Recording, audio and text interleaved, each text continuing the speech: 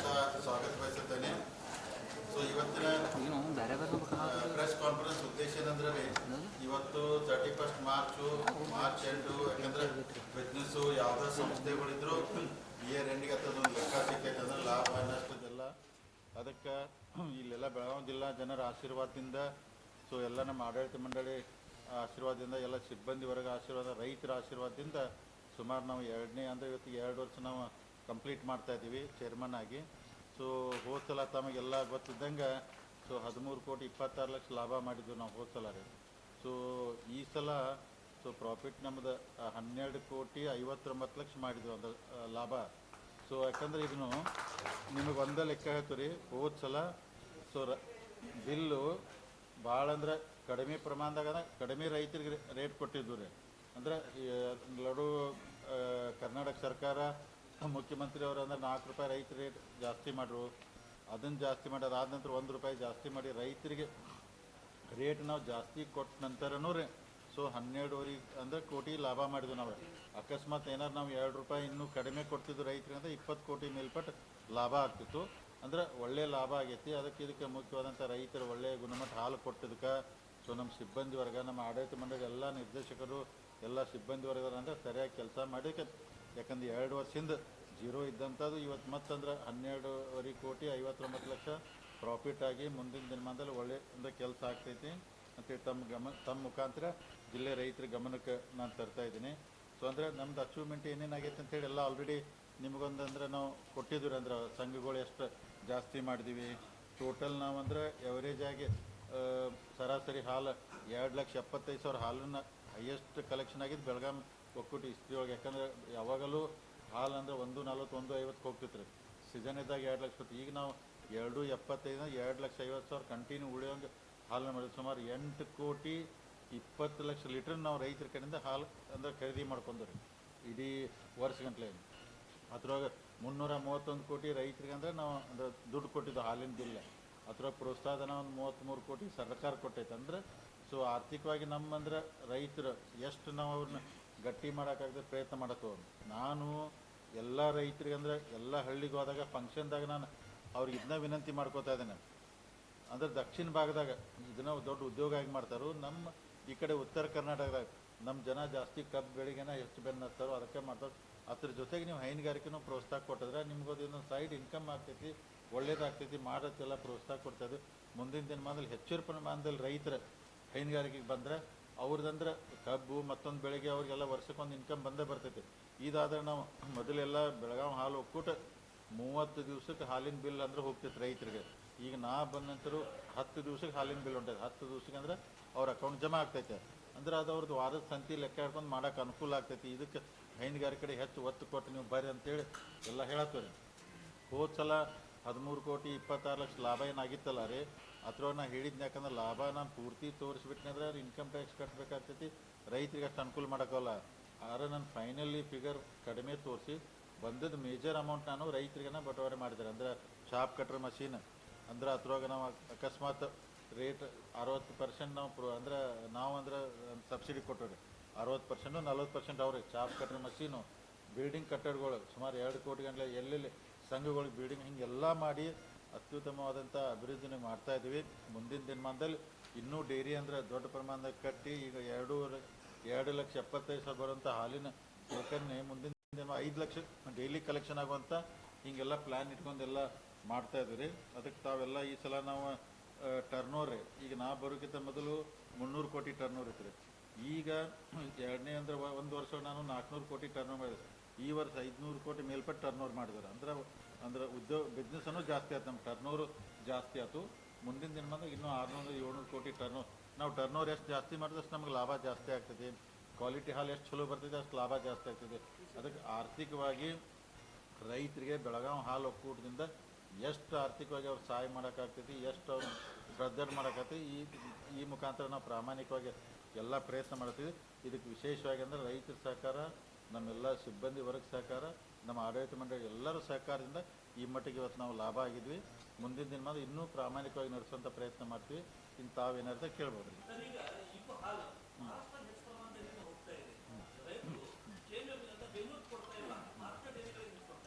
ಈಗ ಈಗ ಟೋಟಲ್ ನೋಡಿ ಸುಮಾರು ಒಂದು 12ರಿಂದ 13 ಲಕ್ಷ ಲೀಟ್ರ್ ಹಾಲು ಬೆಳಗಾವಿ ಜಿಲ್ಲಾದಾಗ ಐತೆ ಅಂತ ಒಂದು ರಿಪೋರ್ಟ್ ಇದೆ ರೀ. ಅಂದ್ರೆ 13 ಲಕ್ಷ ಇದ್ದಾಗ ಬರೀ 2,75,000 ನಮ್ಮ ಡೈರಿಗೆ ಬರ್ತೈತೆ ರೀ. ಅದ್ರೊಳಗೆ ಏನಾಗ್ತೈತೆ ಅಂದ್ರೆ ಮ್ಯಾಕ್ಸಿಮಮ್ ಪ್ರೈವೇಟ್ ಡೈರಿಗಳು ಭಾಳ ಅದಾವ್ರಿ. ಅಂದ್ರೆ ಬೆಳಗಾವಿ ಡಿಸ್ಟಿಕ್ ಒಳಗೆ ಪ್ರೈವೇಟ್ ಡೈರಿ ಅವ್ರು ಹಾಲು ಒಯ್ತಾರೋ, ಸ್ವಂತ ಬೆಳಕಿಗೆ ಹಾಲು ಬೆಳೆಸ್ತಾರೋ, ಮಹಾರಾಷ್ಟ್ರಕ್ಕೂ ಒಯ್ತಾರೋ. ಅದಕ್ಕೆ ನಾವೆಲ್ಲನೂ ಅವ್ನ ಅಟ್ರ್ಯಾಕ್ಟ್ ಯಾಕೆ ಮಾಡತ್ತೆ, ಮೊದಲು ನೋಡ್ರಿ ಈಗ 2 ಲಕ್ಷ ಇರೋ ಹಾಲನ್ನು 2,75,000 ಆಗಿತ್ತಂದ್ರೆ ರೈತರಿಗೆ ಕರೆಕ್ಟಾಗಿ ಬಿಲ್ ಹೋತಂದ್ರೆ ನಮ್ಮ ಕಡೆ ಕೊಡ್ತಾರೆ. ಜಾಸ್ತಿ ರೈತರಿಗೆ ಹಣ ಕೊಟ್ಟರೆ ನಮ್ಮ ಕಡೆ ಕೊಡ್ತಾರೋ. ಅದಕ್ಕೆ ಮುಂದಿನ ದಿನಮಾನದಲ್ಲಿ ಮಹಾರಾಷ್ಟ್ರ ಪ್ರೈವೇಟ್ಗೆ ಹೋಗೋದು ಕಡಿಮೆ ಮಾಡಿ ನಮ್ಮ ಡೈರಿಗೆ ತೊಗೊಳ್ಳೋಂಥ ಪ್ರಯತ್ನ ಮಾಡ್ತೀವಿ.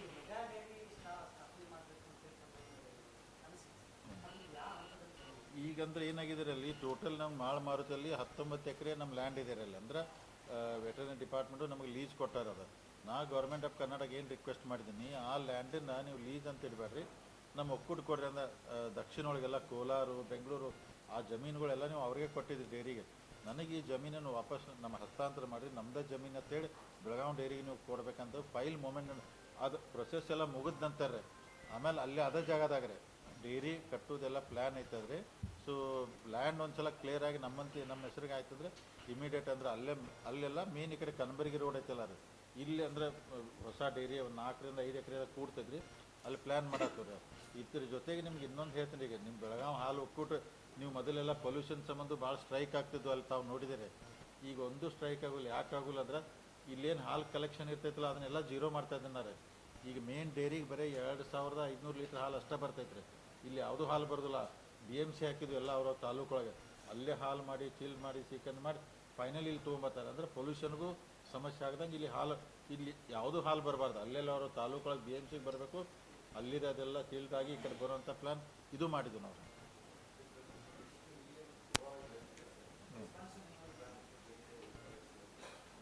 ಗೋವಾ ರೀ ಮಾರ್ಕೆಟ್ ರೀ. ಈಗ ನಮಗೂ KMF ಕರ್ನಾಟಕ ಮಿಲ್ಕ್ ಫೆಡರೇಷನ್ ಎಲ್ಲರಿಗೂ ಒಂದೊಂದು ಅಲಾಟ್ ಮಾಡಿರ್ತೈತೆ ರೀ. ಒಂದು ಯೂನಿಯನ್ ಎಲ್ಲಿ ಕೆಲಸ ಮಾಡಬೇಕು, ಬಿಜಾಪುರದವರು ನಾಗ್ಪುರ್ ಮಾಡ್ಬೇಕಂತಾರೆ ರೀ, ಹಾಸನ್ ಹೈದರಾಬಾದ್ ಹೇಳ್ತಾರೆ, ತುಮಕೂರು ಮುಂಬೈಗೆ ಹೇಳ್ತಾರೆ. ಬೆಳಗಾವಿ ಹಾಲು ಒಕ್ಕೂಟಕ್ಕೆ ಗೋವಾ ಪುನಾ ಮಾರ್ಕೆಟ್ ಕೊಟ್ಟಾರೆ. ಅಂದರೆ 2 ಕಡೆ ನಮಗೆ ಮಾಡೋಕ್ಕೆ ಪರ್ಮಿಷನ್ ಇರ್ತದೆ. ಈಗ ಹೆಚ್ಚು ಕಮ್ಮಿ ನಾವು ಪೂನಾದಾಗ ಒಂದು 28ರಿಂದ 29,000 ಡೈಲಿ ಹಾಲು ಮಾರ್ತಾಯಿದ್ರಿ. ಪೂನಾ 15,000 ರೀಚ್ ಆಗಿದ್ವಿ.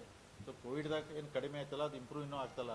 ಸೊ ಹಾಲಿನ ಉತ್ಪನ್ನಗಳನ್ನ ಗೋವಾ ಪುನಾದಾಗ ಇನ್ನೂ ಹೆಚ್ಚಿನ ಪ್ರಮಾಣದಲ್ಲಿ ಮಾಡಿ ಡೆವಲಪ್ ಮಾಡೋಕ್ಕೆ ಪ್ರಯತ್ನ ಮಾಡತ್ತವ್ರಿ.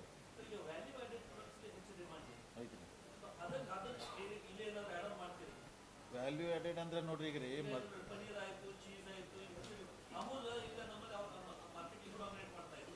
ಈಗ ರೀ ಕೇರಿಗೆ ಮೊದಲು ಒಂದು 10 ಟನ್ ತುಪ್ಪ ತೆಗಿತೀರಿ ನಮ್ಮಲ್ಲಿ 2 ವರ್ಷದಿಂದ. ಇವತ್ತು ನಾವು ತಿಂಗಳಿಗೆ 60 ಟನ್ ತುಪ್ಪ ತೆಗಿತಾ ಇದ್ರೆ ಅಂದ್ರೆ 6,000 kg ತುಪ್ಪ ತೆಗಿಯತ್ತವ್ರಿ. ಪನ್ನೀರ್ ಹೈಯೆಸ್ಟ್ ನಾವು ಮಾಡತ್ತು. ನಿಮ್ಗೆ ಹತ್ರ ಡಿಟೇಲ್ದಾಗ ಪ್ರೆಸ್ ನೋಡ್ದಾಗ ಕೊಟ್ಟಂದ್ರೆ ಪನ್ನೀರ್ ಹೈಯೆಸ್ಟ್. ನೀವು ಹೇಳ್ದಂಗೆ ಹಾಲು ಮಾರಿ ಲಾಭ ಮಾಡೋಕ್ಕಿಂತ ಹಾಲಿನ ಉತ್ಪನ್ನಗಳನ್ನ ಮಾಡಿದ್ರೆ ಹೆಚ್ಚು ಲಾಭ ಆಗ್ತೈತಿ, ರೈತರಿಗೆ ಅನುಕೂಲ ಆಗ್ತೈತಿ. ಮುಂದಿನ ಅದಕ್ಕೆ ಅಂದರೆ ಆ ಹೆಚ್ಚಿನ ಪ್ರಾಡಕ್ಟ್ ಎಲ್ಲ ತುಪ್ಪ, ಪನ್ನೀರು ಮತ್ತು ಇನ್ನೂ ಬೇರೆ ಬೇರೆ ಎಲ್ಲ ಮಾಡ್ತಾ ಇದ್ದಾರೆ. ಅಂದರೆ ಬೈ ಪ್ರಾಡಕ್ಟ್ ಜಾಸ್ತಿ ಹೋಗ್ತು ನಾವು.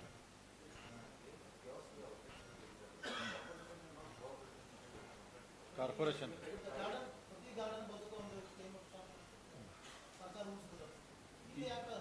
ಅಲ್ಲ ಇದೇ ರೀ ಮೊದಲು ಭಾಳ ಕಡಿಮೆ ಇದ್ದು ಬೆಳಗಾವಿದಾಗ. ಈಗ ನಾವು ಬಂದ ನಂತರ ಆಲ್ಮೋಸ್ಟ್ ಆಲ್ ಎಲ್ಲನೂ ಮಾಡಿ ಈಗ ವರದಿ ಸುವರ್ಣ ನ್ಯೂಸ್ ಈಗ ಅವ್ರು ಕೇಳಿದ ವರದಿ ನಿನ್ನ ಕೊಡೋಗಿ ಎಲ್ಲೆಲ್ಲಿ ಲೇಔಟ್ ತಗೊಂಡು ಅದು ಅವರು ಒಂದು ಹಾಕಿದಾರೆ. ಅದಕ್ಕೆ ರೀ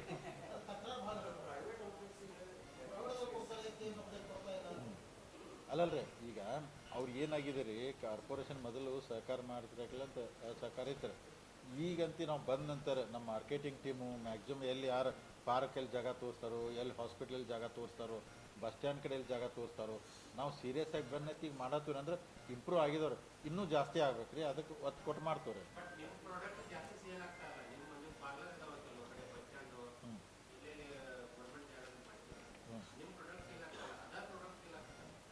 ನಮ್ಮ ಇದ್ರೊಳಗೆ ನಂದಿನಿ ಇದ್ರೊಳಗೆ ಅಂದ್ರೆ ಈಗ ಬೆಳಗಾವಿ ನೋಡಿ ಏನಾಗ್ತೈತಿ, ಕೆಲವೊಂದು NNP ಇರ್ತೈತ್ರಿ. ಅಂದ್ರೆ ನಂದಿನಿ ಅಂದ್ರೆ ಪ್ರಾಡಕ್ಟು ಅಲ್ಲಿ ಬೆಂಗಳೂರಿಂದ ಆಗಿ ಬರ್ತೈತ್ರಿ.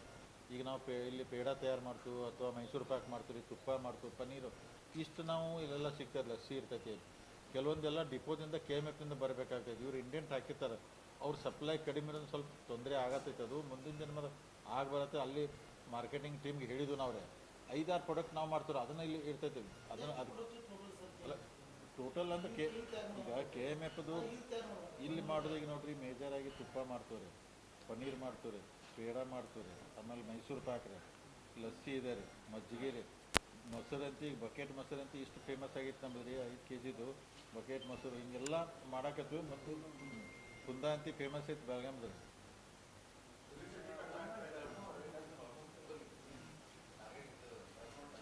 200 crore ಜಾಸ್ತಿ ಆಗಿದೆ ರೀ. ಈಗ ನೋಡಿ ಈಗ ನನ್ನ ಮತ್ತೆ ಈಗ ಏನೆಲ್ಲ 12 ಅಂದ್ರೆ 12.5 ಕೋಟಿ ಲಾಭ ಆಗೈತಲ್ಲ ರೀ. ಇದ್ರೊಳಗೆ ಮತ್ತೆ ನಾವು ಒಂದು ಪ್ಲ್ಯಾನ್ ಮಾಡ್ತೇನೆ ರೀ. ಇದ್ರೊಳಗೆ ರೈತರಿಗೆ ಏನೇನು ಕೊಡಬೇಕು, ಏನು ಕೊಟ್ಟರೆ ರೈತರಿಗೆ ಅನುಕೂಲ ಆಗ್ತೈತಿ. ಅಂದ್ರೆ ಮ್ಯಾಟ್ಗೆ ಭಾಳ ಡಿಮಾಂಡ್ ಇರ್ತೈತೆ ಅಂದ್ರೆ ಪಾಪ ಹಸುಗಳು ಕೆಳಗೆ ಮಲ್ಕೋಬಾರ್ದು. ಮ್ಯಾಟ್ ಇತ್ತಂದ್ರೆ ಅವಕ್ಕೆಲ್ಲ ಚೆನ್ನಾಗಿರ್ತೈತೆ. ಮಷೀನ್ ಇರ್ತೈತೆ, ಅಂದರೆ ಚಾಪ್ ಕಟ್ರೆ ಮೇವು ಕಟ್ ಮಾಡೋದು ಅದು ಇಂಥವು ಏನು ಬೆಸ್ಟ್ ಅನುಕೂಲ ಮಾಡೋಕ್ಕಾಗ್ತಿಲ್ಲ ರೈತರಿಗೆ.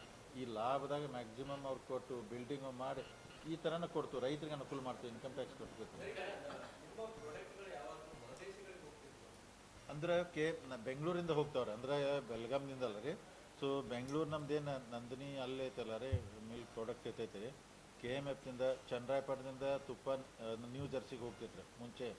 ಆಮ್ಯಾಗ ಈಗನೂ ದುಬೈಗನೂ ಹೋಗ್ತಿದೆ ರೀ, ದುಬೈದಲ್ಲೂ ಕೆಲವೊಂದೆಲ್ಲ ಹೋಗ್ತಾವೆ. KMF ಬ್ಯಾಂಗ್ಳೂರು ಯೂನಿಟ್ದಿಂದ ಹೋಗ್ತಾವೆ. ಆಮೇಲೆ ಬೆಂಗಳೂರು ಹಾಲು ಒಕ್ಕೂಟೈತಲ್ಲ, ಅವ್ರು ಚೀಸು ಅವನ್ನೆಲ್ಲ ಅವ್ರು ಜಾಸ್ತಿ ಮಾಡ್ತಾರೆ. ನಮ್ಮಲ್ಲಿ ಯಾವ ಹೋಗಿಲ್ಲ, ಬೇರೆ ಕಡೆಯಿಂದ ಹೋಗ್ತಾವ್ರಿ. ವಾರದನೇ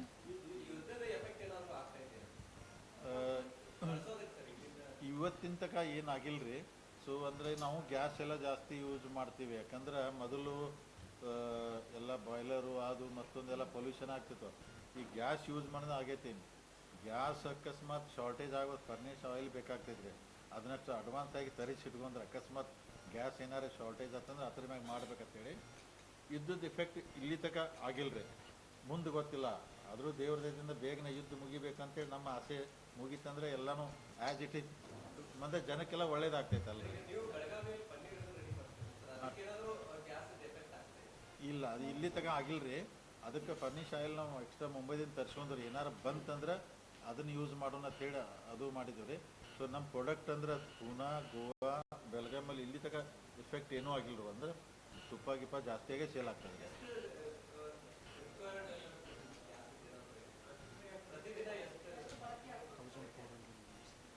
ಗ್ಯಾಸ್ ರೀ 1400 ಯೂನಿಟ್ ಗ್ಯಾಸ್ ಇದಾಗ್ತೈತೆ ಅದ್ರಿ. ಸೊ ಅದಕ್ಕೆ ಇನ್ನೂ ನಮಗೊಂದು ಎಷ್ಟು ದಿನ, 20 ದಿನ ಆಗ್ಬೋದು. ಏನು ತೊಂದರೆ ಇಲ್ಲ, ಇನ್ನೊಂದು 20 ದಿನ ಏನು ತೊಂದರೆ ಇಲ್ಲ ರೀ. ಇನ್ನು ಟ್ರಂಪ್ ಮಹಾರಾಜ ಜಲ್ದಿ ಅಟ್ಟಿದ್ದು ಬಿಟ್ರೆ ಅದನ್ನು ರೋಡ್ ಖುಲ್ಲಾ ಮಾಡಿಬಿಟ್ರೆ ಯಾವ್ದು ಆಲ್ಮೋಸ್ಟ್ ಯಾವ್ದು ಅನುಕೂಲ ಆಗ್ತೈತೆ. ಈಗ ಅದ್ರ ಬಗ್ಗೆ ಭಾರಿ ಸೀರಿಯಸ್ ಆಗಿ ಥಿಂಕ್ ಮಾಡತ್ತೀವ್ರಿ. ಇಲ್ರಿ ಡೈರಿಕ್ಕಿಂತ ರೀ, ಡೈರಿ ಆಲ್ರೆಡಿ ಅವರೇ ಮಾಡ್ಕೋಬೇಕ್ರಿ. ಈಗ ಹಸು ಎಮ್ಮೆ ಭಾಳ ಸೀರಿಯಸ್ ಆಗಿ ಥಿಂಕ್ ಮಾಡತ್ತವ್ರಿ. ಖರೆ ಸಮಸ್ಯೆ ಏನು ಬಂದೈತೆ ರೀ, ಲೋನ್ ಕೊಟ್ಟಂದ್ರೆ ರಿಕವರಿ ಹೆಂಗೆ ಆಗೋದು. NDDBನೂ ಕೊಡಕ್ಕೆ ರೆಡಿ ಅದಾರ, ಅವ್ರ ಕಡೆ ಸಾಕಷ್ಟು ದುಡ್ಡು ಐತ್ರಿ. ನೀವು ಹೈನುಗಾರಿಕೆಗೆ ತೊಗೊರಂತಾರೆ. ಈವನ್ DCC ಬ್ಯಾಂಕ್ ಬೆಳಗಾಂ ರೀ, ಅವರು ಕೊಡ್ತಾರೆ. ಈಗ ಕೊಟ್ಟ ನಂತರ ಯಾವ ಥರ ಅಂದ್ರೆ ರಿಕವರಿ ಆಗೋದು ಹೆಂಗೆ ಅಂದ್ರೆ ಈ ಕಡೆ DCC ಬ್ಯಾಂಕ್ ದುಡ್ಡು ಕೊಡ್ಬೇಕ್ರಿ, ಈ ಕಡೆ ಒಂದು ಕೆಳಗೆ ಸಂಘ ತೊಗೋಬೇಕು. ಮತ್ತು ರಿಟರ್ನ್ ಹಂಗೆ ದುಡ್ಡಿನಂದ್ರೆ ವ್ಯವಹಾರ ಕರೆಕ್ಟಾಗಿತ್ತು, ಅನುಕೂಲ ಆಗುತ್ತೆ. ಸೀರಿಯಸ್ ಆಗಿ ಥಿಂಕ್ ಮಾಡತ್ತವ್ರಿ. ಹಂಗೆ ಯಾರ ಪ್ರಾಮಾಣಿಕವಾಗಿ ಮಾಡ್ತು ಅಂದ್ರೆ ಮುಂದೆ NDDBನೂ ಅಥವಾ DCC ಬ್ಯಾಂಕ್ನಿಂದ ಮಾಡ್ತಾರೆ. ಮಾಡ್ತಾರಲ್ರಿ. ಅಂದ್ರೆ ರಿಕವರಿದ ಸಮಸ್ಯೆ ರೀ. ಅದಕ್ಕೆ ನಾವು ಸೀರಿಯಸ್ ಆಗಿ ಮಾಡ್ತೀವಿ. ಅದನ್ನು ಥಿಂಕ್ ಮಾಡಿ ಯಾರು ಇಂಟ್ರೆಸ್ಟ್ ಆಗಿ ತೊಗೋತು ಅಂತಾರಲ್ಲ, ಒಂದು ಸಲ ನಾವು ಎಲ್ಲನೂ ಕರೆದಾಗ ಒಂದು ಕೇಳ್ತೀವ್ರಿ ಎಲ್ಲ ರೈತರಿಗೆ. ಈಗ ನಮ್ದು ಹೆಂಗಾರೆ ಜನರಲ್ ಬಾಡಿ ಬರೋಕ್ಕಿಂತ ಮೊದಲು ಎಲ್ಲ ಕಡೆ ಒಂದು ರೀಜ್ನಲ್ ಮೀಟಿಂಗ್ ಇರ್ತೈತೆ, ಅಲ್ಲೆಲ್ಲ ವಿಷಯ ಚರ್ಚೆ ಮಾಡ್ತಾರೆ. ಹಂಗೆ ಯಾರು ಇರ್ತಿದ್ರೆ ನಾವು ಡೆಫಿನೆಟಾಗಿ ಅನುಕೂಲ ಮಾಡ್ತೀವಿ. ಸಿಗೋದಿಲ್ಲ ನಾ ಏನಿಲ್ಲ, ತೊಗೊಂಡವ್ರು ಮಾಡಿಬಿಟ್ರೆ ರೀ, ಅವ್ರು ದಿವ್ಸಕ್ಕೆ 5-6 ಲೀಟ್ರ್ ಹಾಲು ಹಾಕಿಬಿಟ್ರು ಅವ್ರಿಗೆ ಆರಾಮಾಗಿ ಅವ್ರ ಜೀವನ ನಡ್ಕೊಂಡು ಹೋಗ್ತೈತಿ, ಲೋನು ಕಟ್ಬೋದು. ನೀವು ಹೇಳ್ದಂಗೆ ಅದನ್ನು ರೈತರಿಗೆ ಒಳ್ಳೆಯ ವಿಷಯ ಐತಿ. ನಾವು ಸೀರಿಯಸ್ ಆಗಿ ಟ್ರೈ ಮಾಡ್ತೀವಿ. 12ರಿಂದ 13 ರೀ. 2,75,000 ಇವತ್ತಿಗೆ ರೀ. ಗ್ರಾಹಕರನ್ನ ಅನ್ನೋಕ್ಕಿಂತ ರೀ ನಾವು ರೈತರನ್ನ ಅಟ್ರಾಕ್ಷನ್ ಮಾಡ್ಬೇಕ್ರೆ. ರೈತರನ್ನ ಏನಾಗಿದೆ ರೀ, ಏನಿಲ್ಲ ರೀ, ಮೊದಲು 30 ದಿವ್ಸಕ್ಕೆ ಬಿಲ್ ಹೋದಾಗ ಪ್ರೈವೇಟ್ದವ್ನು ಬಂದು ಕೈಯಾಗ ದುಡ್ಡು ಕೊಟ್ಟು ಹಾಲು ತೊಗೊಂಡು ಹೋಗ್ತಿದ್ದ. ಅದಕ್ಕೂ ಜನ ಆ ಕಡೆ ಹೋಗ್ತಾರೆ. ಈಗ ನಾವು 10 ದಿವ್ಸಕ್ಕೆ ಬಿಲ್ ಕೊಡ್ತಾ ಇದ್ದಾರೆ.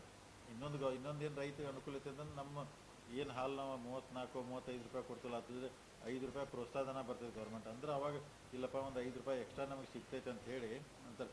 ನಾವು ಆದಷ್ಟು ರೈತನ ಅಟ್ರ್ಯಾಕ್ಟ್ ಮಾಡಬೇಕು, ಚಲೋ ಅವ್ರಿಗೆ ಯೋಗ್ಯತರ ದರ ಕೊಡಬೇಕು, ಜಲ್ದಿ ಬಿಲ್ ಕೊಟ್ರೆ ರೀ 100% ನನಗೆ ಮುಂದಿನ ವರ್ಷ ಈಗೇನ 27 ಮುಂದಿನ ವರ್ಷ 3 ಲಕ್ಷ ಆಗ್ತೈತೆ ಅಂತ ನನಗೆ ವಿಶ್ವಾಸ ಇದೆ ರೀ. ಹಂಗೆ ಟ್ರೈ ಮಾಡ್ಕೊತ ಹೋಗ್ತಿರೋದು ಅಲ್ಲಿ ಏನಿಲ್ಲ ರೀ, ಅವ್ರಿಗೆ ಬೇಗನೆ ಬಿಲ್ ಸಿಗ್ತೈತೆ ರೀ. ಆಮೇಲೆ ಅವ್ರಿಗೆ ಈಗ ನಾವು ಕ್ವಾಲಿಟಿ ಒಳಗೆ ಭಾಳ ಟೈಟ್ ಅದವ್ರಿಗೆ ರೀ, ಕ್ವಾಲಿಟಿ ರಿಜೆಕ್ಟ್ ಮಾಡಿಬಿಡ್ತೀವಿ. ಅವ್ರು ಪ್ರೈವೇಟ್ದಾರು ಹೆಚ್ಚು ಕಮ್ಮಿ ತೊಗೊಂಡ್ಬಿಡ್ತಾರೆ, ಅದು ಹಿಂಗೆಲ್ಲ 3-4 ಇಶ್ಯೂ ಅದಾವೆ ರೀ. ಅದಕ್ಕೆ ಆ ಕಡೆ ಹೋಗ್ತಿರ್ತಾರೆ. ಆದರೂ ರೈತರು ಕನ್ವಿನ್ಸ್ ಮಾಡತ್ತವ್ರಿಗೆ ಕೊಡ್ತೀನಿಲ್ಲ ಕೊಟ್ಟಿಲ್ಲ. ನಾವು ಎನ್ರೋಲ್ಮೆಂಟ್ ಮಾಡಿ ಸಹಕಾರ ಇಲಾಖೆ ಕಡೆಯಿಂದ ರಿಜಿಸ್ಟ್ರೇಷನ್. ಹೌದು ನಮ್ಮಲ್ಲಿ